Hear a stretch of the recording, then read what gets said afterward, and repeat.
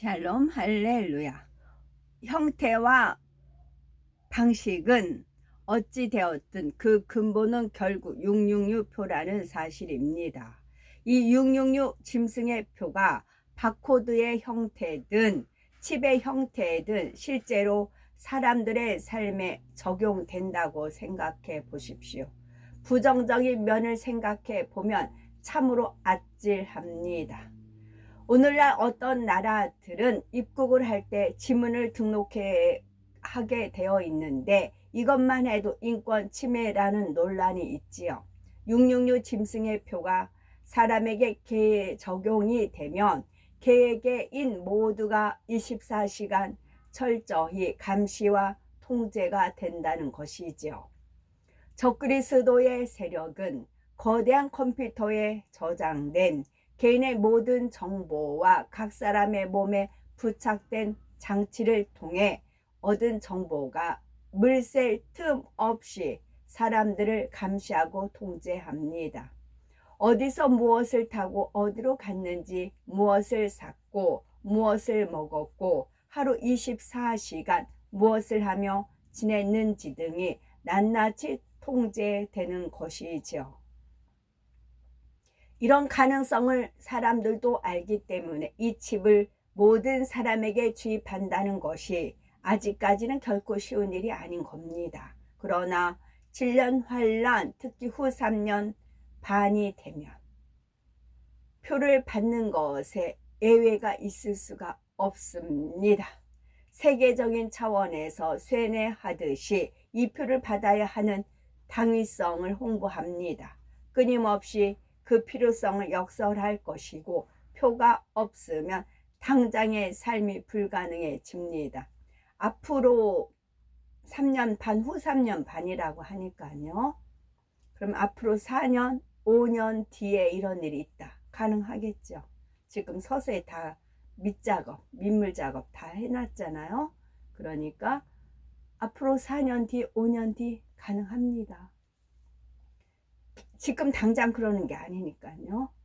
결정적으로 이 표를 받지 않으면 이것은 적그리스도에 대한 반발로 받아들여집니다. 왜냐하면 이 666 짐승의 표는 적그리스도의 세력을 상징하는 것이기 때문이지요. 이 표를 받는 것은 짐승 곧 적그리스도의 세력에 동조한다는 의미이고, 이 표를 받지 않는 것은 적그리스도의 세력에게 반대한다는 의미가 됩니다. 적그리스도의 세력 하에서는 이 표를 받지 않으면 국민이나 시민으로서 어떤 권리도 주장할 수가 없습니다. 어떤 위협으로부터도 보호받을 수가 없고 인간으로서 최소한의 것조차 보장받을 수 없지요. 그러니 그때가 되면 대부분이 순순히 이 표를 받아들이게 되는 것입니다. 지금까지 설명한 내용을 잘못 이해해서는 안 되겠죠. 성경에 나오는 짐승의 표가 꼭 현재에 쓰이고 있는 바코드나 생체 칩이라는 말이 아닙니다. 또한 지금도 바코드가 찍힌 물건을 사용하거나 거래하면 안 된다는 의미도 결코 아닙니다. 오늘날의 과학과 기술이 이 정도로 발전되었는데 앞으로는 더 얼마나 발전되겠습니까? 멀지 않은 장래에 모든 사람들의 삶과 심지어 생각까지도 통제할 수 있는 수단이 나올 수가 있지요. 장차 7년 환란 때 그러한 수단이 적그리스도에게 의해서 사용된다는 것입니다. 전 세계를 통합하여 감시하고 통제하기 위해 적그리스도의 세력이 사람들에게 강요하게 될 바로 그 표를 받아서는 안 된다는 거지요. 이것은 그 당시 이 땅에 남아있을 사람들을 위해 주시는 말씀입니다. 휴거되어 올라갈 사람에게는 전혀 상관이 없습니다.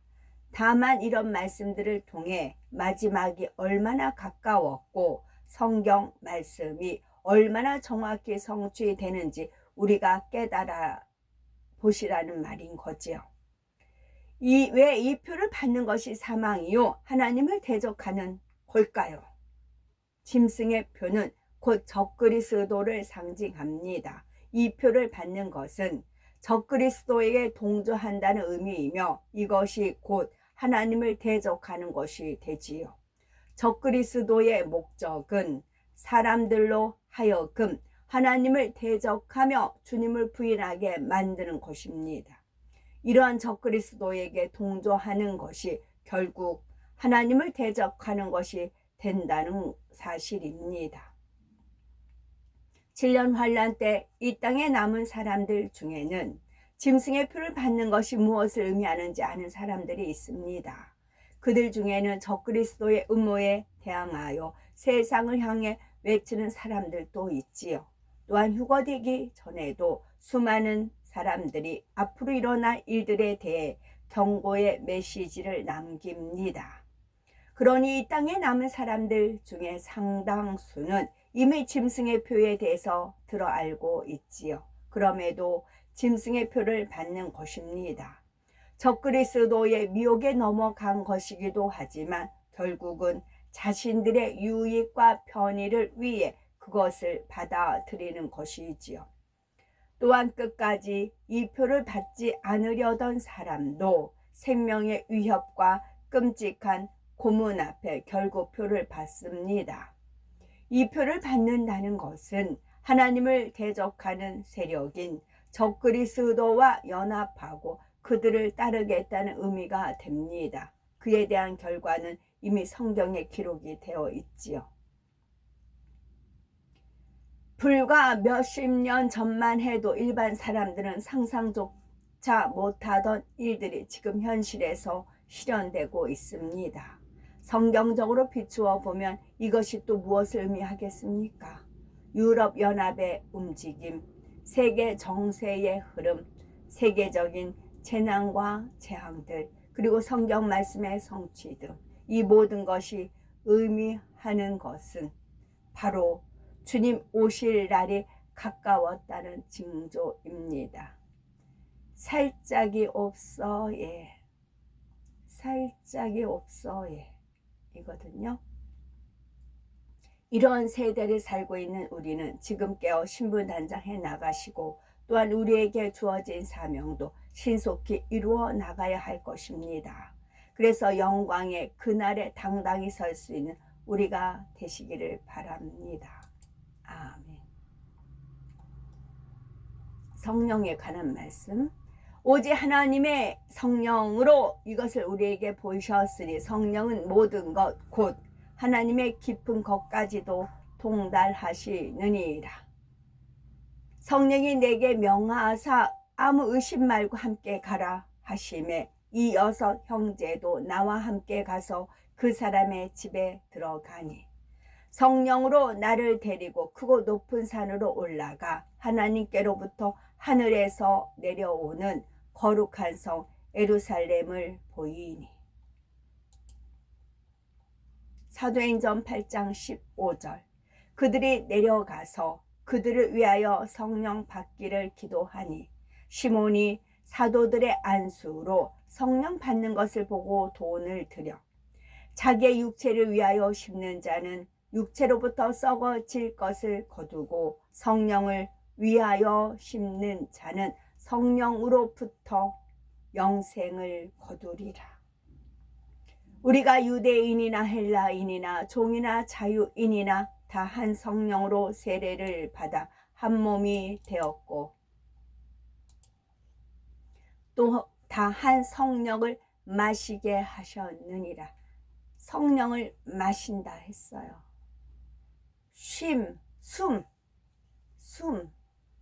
숨이에요. 우리가 이제 하나님께서 이제 숨을 불어 넣으시니 그 생명이 됐어요. 그 숨이에요. 숨에다가 삐침 하나 하면 쉼이에요. 생명을 주면 쉼이에요. 그러면 우리가 숨을 쉬는데 우리가 참 안식 쉼을 갖고 싶어요. 그럼 주 안에 있을 때 쉼을 가질 수가 있는 것입니다. 주님 안에 있을 때 우리가 이제 숨 쉴 수 있겠네 그러잖아요. 숨을 쉴 수 있어요. 거기다가 우리가 또 쉼을 갖고 싶어요.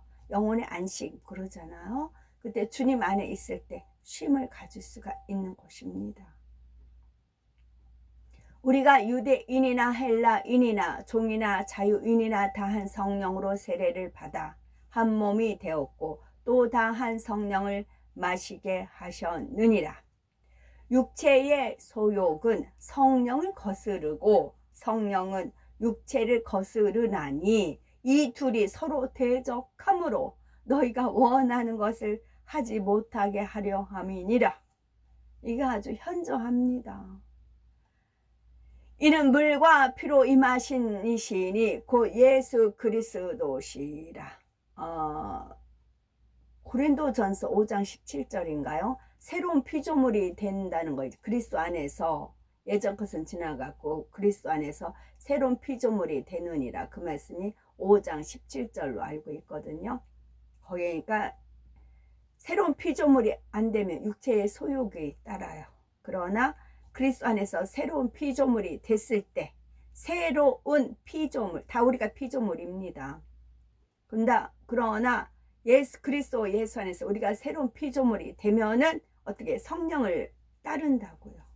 새로운 피조물이 안 됐다 하면 육체를 따르게 되어 있고요. 이거를 제가 갈라디아서 5장 17 그걸 찾아서 한번 비교해서 읽도록 하겠습니다. 5장 17절로 알고 있어요. 성령이 비둘기 같은 형체를 그의 위에 강림하시더니 하늘로부터 소리가 나기를 너는 내 사랑하는 아들이라 내가 너를 기뻐하노라 하시니라. 성령과 신부가 말씀하시기를 오라 하시는 도다. 듣는 자도 오라 할 것이요 목마른 자도 올 것이요 또 원하는 자는 값없이 생명수를 받으라 하시더라. 이는 그를 믿는 자들이 받을 성령을 가리켜 말씀하신 것이라.